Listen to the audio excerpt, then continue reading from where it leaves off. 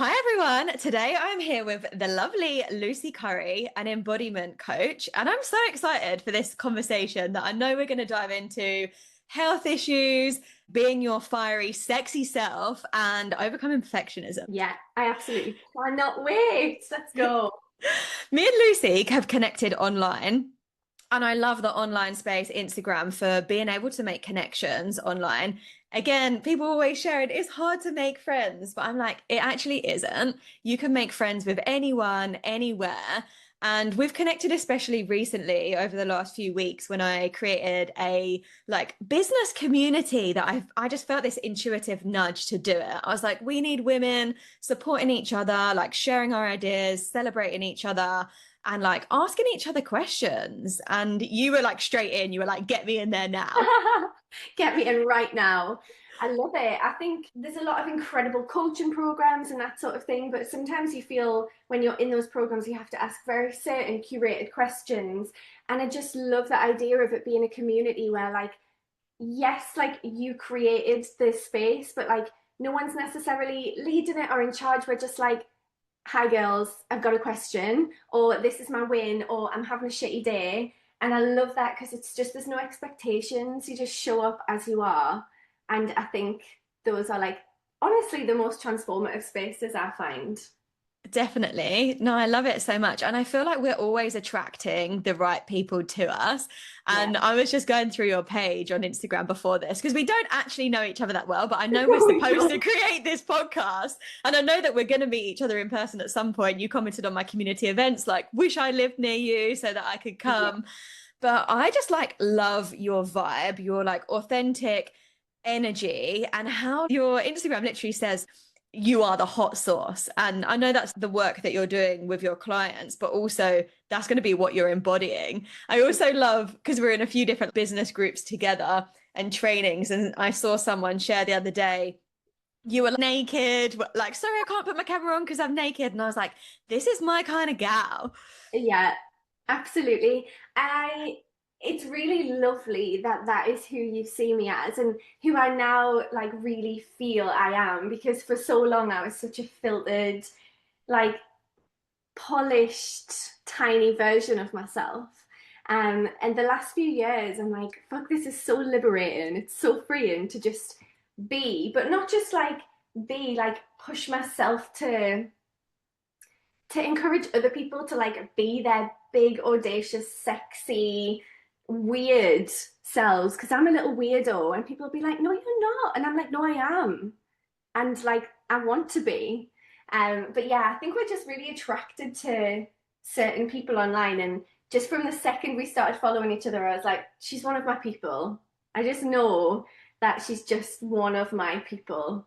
Um, yeah, and me and one of my best friends, maybe I shouldn't say this word, but whatever, always said like we met each other and then we groomed each other into friendship because we were just like, we know that we are going to end up being good friends.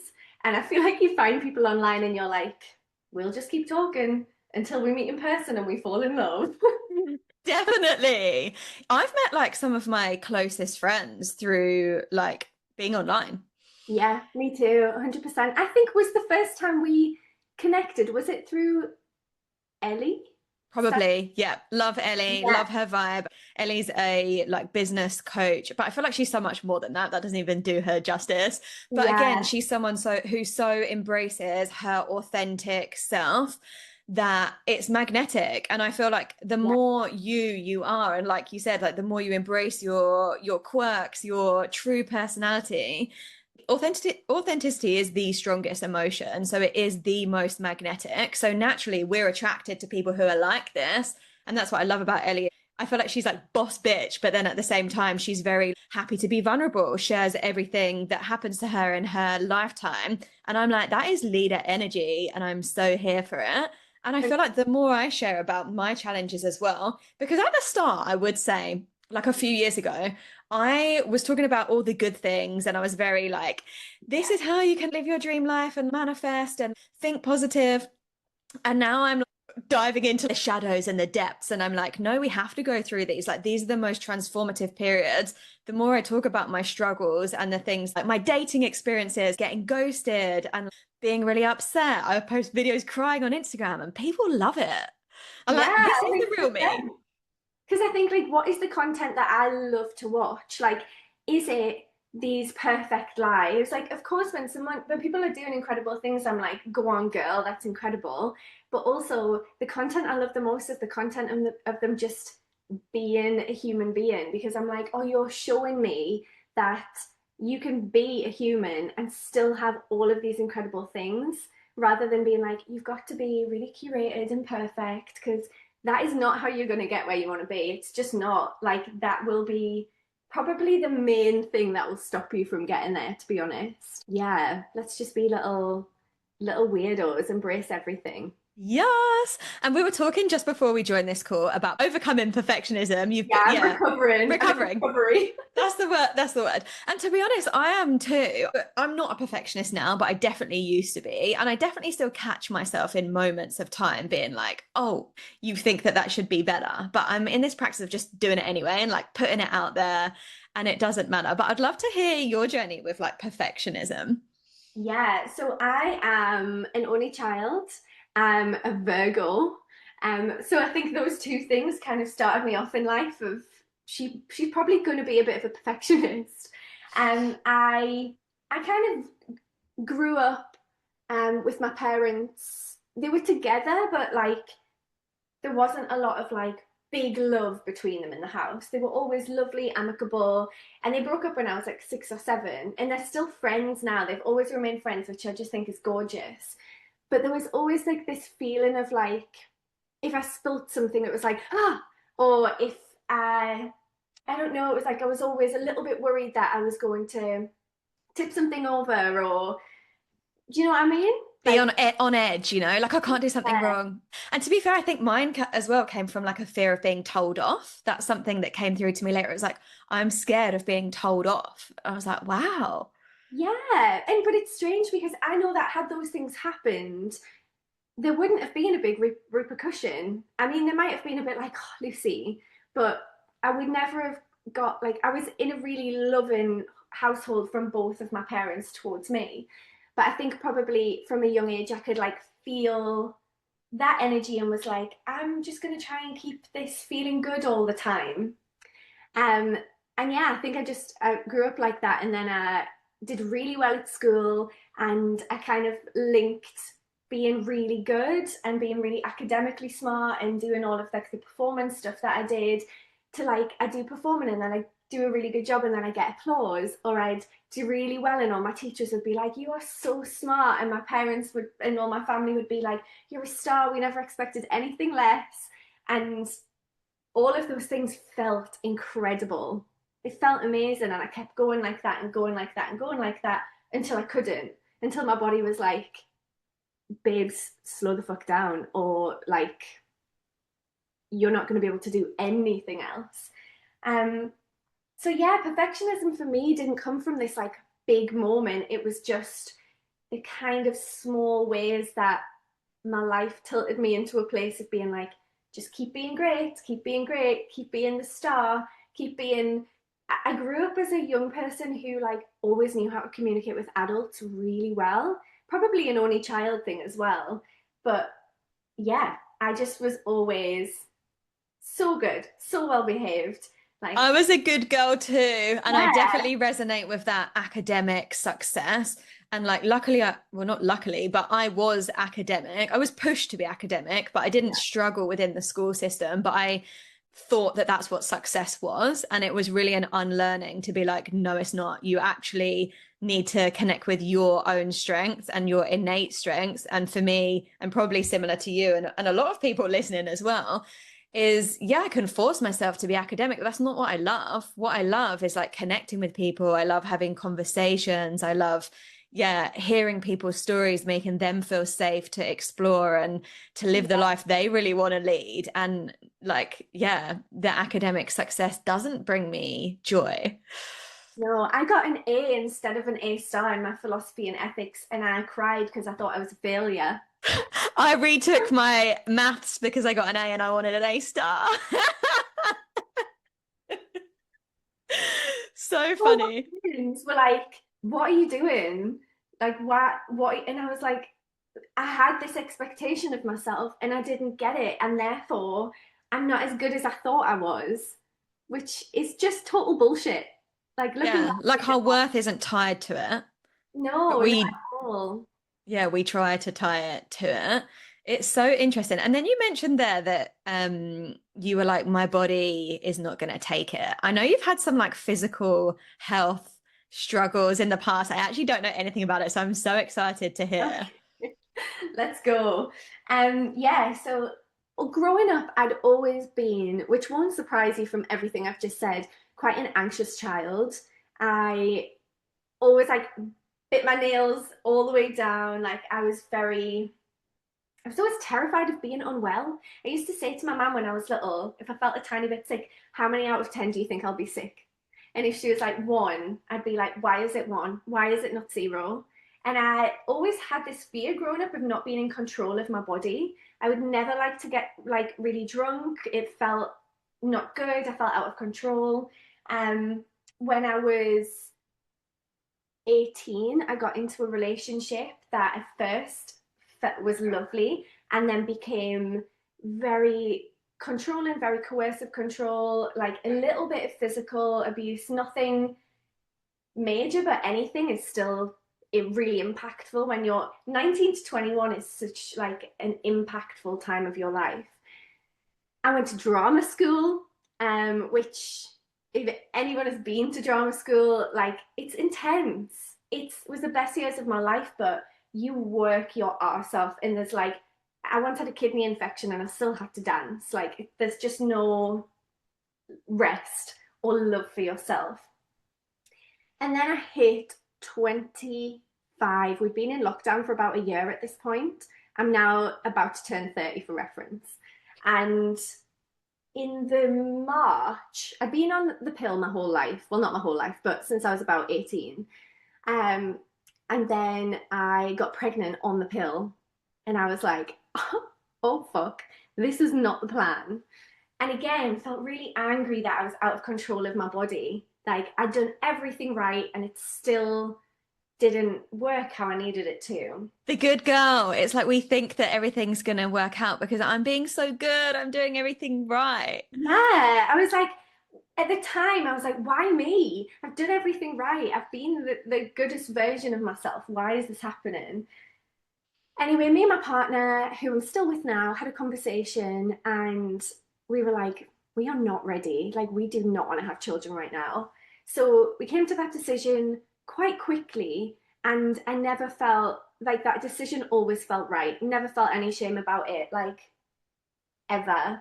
I felt fine with that, but I still felt angry at my body for allowing it to happen.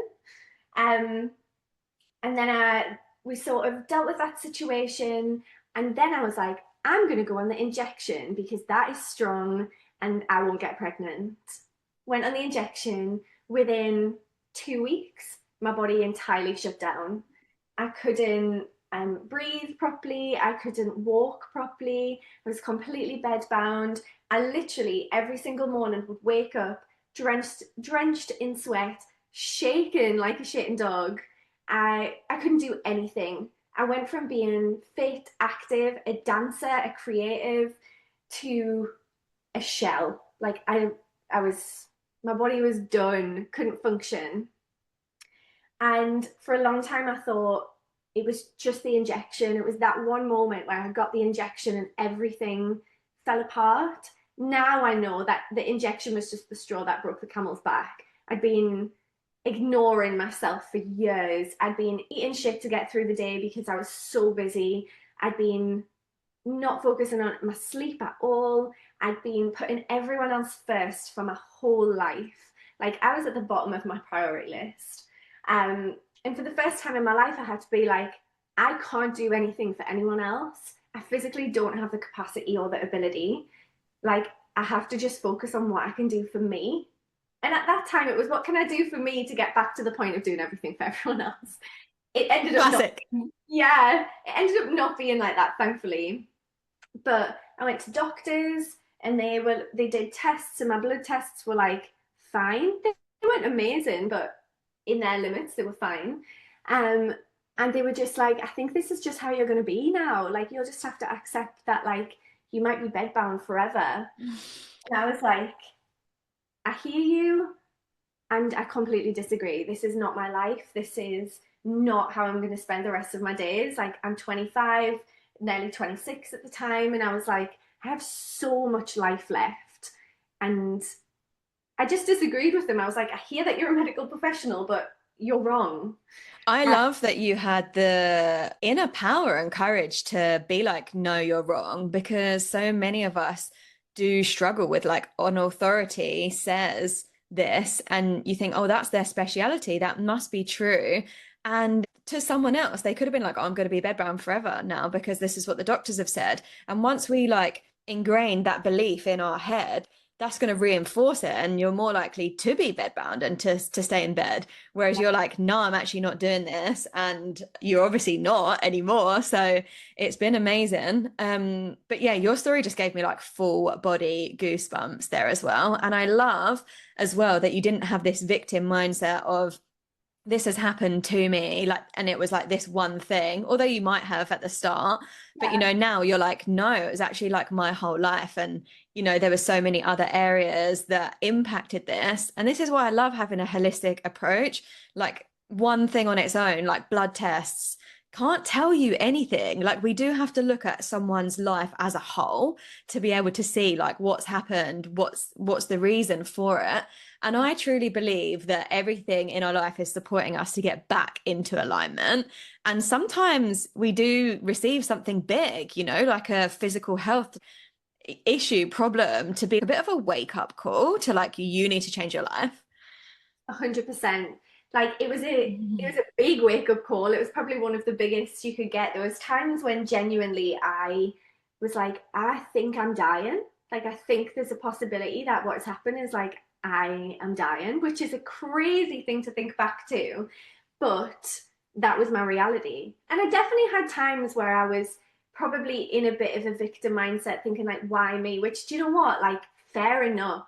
It is normal. Yeah, Yeah. it's so normal. But now I look at it and I'm like, that it sounds crazy, but it was the best thing that ever happened to me, because the best things that have ever happened in my life have happened in the last 4 years. Like, I've ticked off like bucket list jobs, like working at the National Theatre, like winning like awards with my theatre company, selling out my shows, like setting up a coaching business, training and like doing really well, qualifying as a health coach. Like, all of these things would never have happened. I would have kept being an actor, kept seeking validation from other people, walking into audition rooms and waiting for them to say yes for me to feel like I was good enough.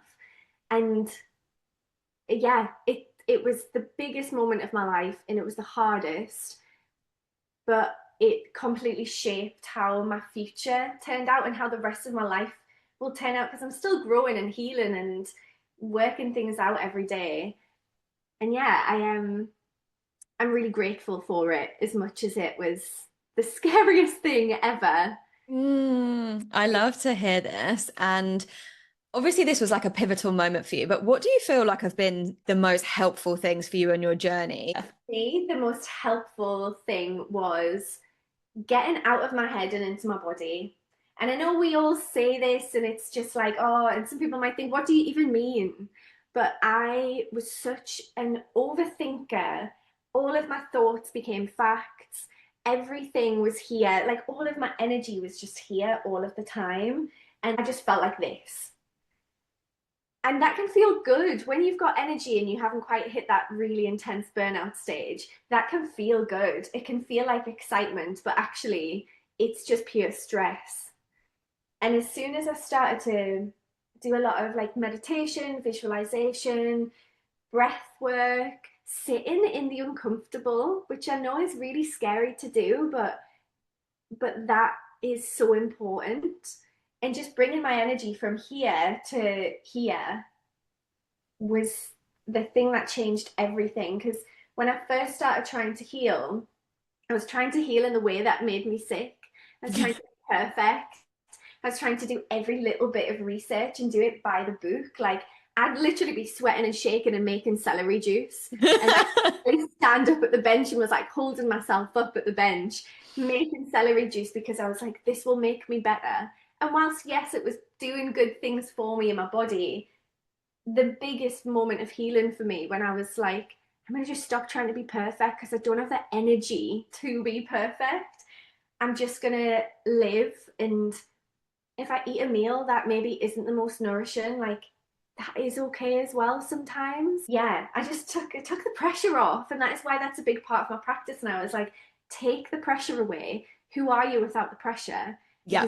Because that is the secret sauce. That's what's going to take you forward into living like a life that feels fulfilling and feels like yours and isn't this little perfect, like, this is how to be the perfect person, the perfect businesswoman, the perfect entrepreneur. I'm like, fuck it. It's The just, perfect person doesn't exist. it Yeah. doesn't. And if someone was perfect, no one would resonate with them either because we'd be like, hmm. And whoever's perfect to you might be different to me. And whoever, like, I think I look at and be like, oh, their life is perfect. One of my friends could look at and be like, I don't want that life. It's so subjective. But coming from that past good girl, I mean, you probably like saw my post about this at some point on Instagram. Like, I ended up with the biggest good girl kink, even in the bedroom. I was like, tell me I'm a good girl. Tell me I'm so good. And for ages, I was just like, oh yeah, cool. And then when I deeped it, I was like, I'm not shaming myself for that. Like, it's something I still like. But I'm like, I know where this comes from now. I love it. I love that before we got on this call as well, Lucy was like, I'm happy to talk about absolutely anything, everything. Have you got anything else that's like wild and audacious that you just want to tell us? I'm not wearing any knickers right now. We love that.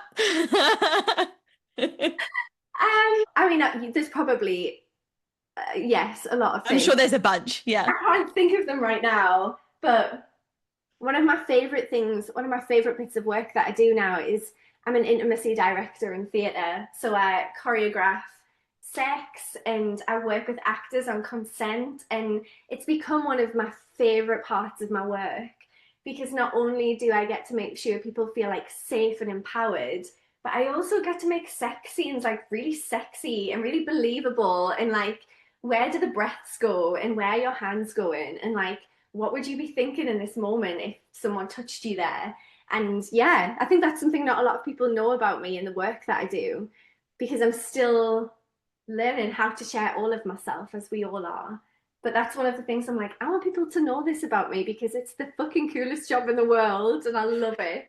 Yeah, it's so interesting. Like, I've never known anyone to have that job. And I think this is it. We can bring all parts of ourselves to our lives and to our work. You know, Yeah. like the more us we are, the more that we're going to thrive. And we don't need to like put ourselves in any like specific box. Yeah. Like the fact that you've literally got a dream narrate, like guiding sex scenes is so cool. No, I really see you doing that though. That feels like such an effy job. I want to hold naked women circles. That's what's next for me. I've known that from the start, and I've seen a woman that does them online. I've been wanting to go, but it's in Australia. And I'm like, I could do this. I've always been a naked girl. Like, I went to secondary school, everyone was naked all the time. I've always been really comfortable being naked. I feel like I want to like dive into my secrets now with you. Not that I've got any secrets, but like, yeah, like I'm bisexual as well. Which like again, I don't really talk about that often. And sometimes I'm like, oh, was that just like an explorative phase in my life? And like maybe it was, but I'm like, maybe it's not. And I don't think there's ever like a you are or you aren't. There's like a whole scale of, you know, maybe I'm like 80%, maybe I'm 50%. And sometimes that can change throughout your life as well. But yeah, I want to hold these like naked circles for people to feel so comfortable being uncomfortable, but like seeing other people's bodies as well, because that was for me at school. I saw all these bodies from such a young age that like I just learned they're all normal and it Yeah. doesn't feel weird. Whereas so many people were like scared for people to see their bodies or scared to even see other people's bodies because they're like, oh, I've never seen anyone else's before. And I'm like, oh, haven't you? You But have that's made just become life. normal to me. Yeah, you have just brought up like such a core memory for me. saying that about women's circles and seeing each other's bodies and like going back to school. When I was in reception, I was in a Catholic school at that time. I went to a Catholic school too, and I was a hypochondriac, so we've got so much in common. Yeah, but I feel like I knew that before we even started talking. I was like, we are cut from the same cloth. Yes.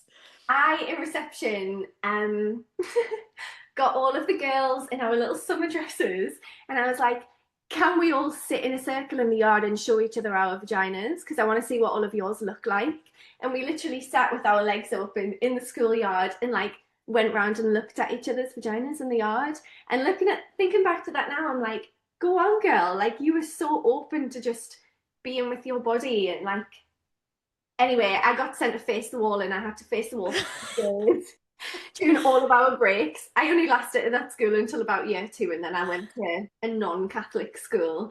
But This yeah, is the problem is though, is we're shamed for these kind of things. Like when you're younger, you're curious and it's natural to be curious, but we're taught like that's wrong.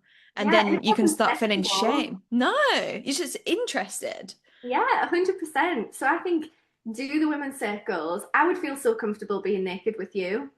Like, I would do that. Most women do. And this is the thing. People tell me like, I love you so much because you made me love myself. And like, I feel comfortable being naked with you for like the first time. These are like my friends. And yeah, I feel like I've always been that person. So I do want to create that space. So keep your eyes peeled. Do it. Like, I think you're so perfect to facilitate that space. Why not? Why not be the girl that has the naked circles? I'm gonna. Yeah. Yeah. Thanks Yeah. for the push. I've absolutely loved having this conversation with you today. Is there any final things that you wish you could like scream from the rooftops or extra pieces of advice you would love to give to the people listening? I guess my main thing that I talk about is just you being the magic. You as you, whoever you are, and not you as the way that you think you need to be. Like when you strip it all back, when you're at home on your own and you've maybe got some of your favorite music playing, who are you? Like, how do you dance? How do you like speak? Everything. That is where you're going to be the happiest. And once you can find a way to strip all of the other shit back and be able to move into just like living as you, that is when you're going to be your happiest. That's when you're going to find your joy. It's where you're going to do a lot of growth. So it might not always be comfortable, but that is the space where like you will be the most fulfilled. And if you are someone that's like in business or is trying to move towards something and you're trying to be seen by the world, like stop trying to be seen so perfectly because it's almost not cool anymore. Like no one wants the perfectly curated person. Like we want all of you. The real you. Yeah, but like actually you. Because if you're actually you, you'll create the life you actually want. And that's Exactly. what it's Amen, sister. Yes, perfect. And I'll put Lucy's details below so that you can like follow her, find out how to work with her too. And yeah, wishing everyone a lovely rest of your day. Mwah!